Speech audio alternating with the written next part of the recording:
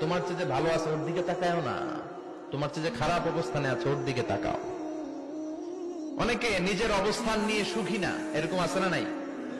আল্লাহ আমার এটা দিল না রে, ওইটা দিল না রে, পাইলাম না রে, কিচ্ছু হয় না, কি করবো জীবন, হতাশ। আসলে আছে কিন্তু অনেক, কিন্তু শুকরিয়া নাই, টাকা ঠিক কিনা? নিজের অবস্থান নিয়ে সুখী না, কিন্তু অনেক লোক আছে তারা আপনার অবস্থানে পৌঁছতে চায়। তাদের দিকে তাকিয়ে দেখেন, আপনি যে অবস্থানে আছেন এই অবস্থানে পৌঁছাটা অনেকের কাছে স্বপ্ন। তারা প্রতিনিয়ত সংগ্রাম আর স্ট্রাগল করে যাচ্ছে আপনার অবস্থানে পৌঁছতে, আর আপনি এটা নিয়ে সন্তুষ্ট না। শেখ সাদির নাম শুনেছেন? বালাগাল উলা কাশাফাত দুজা, এই কবিতাটার রচয়িতা ইরানের বিখ্যাত এক কবি।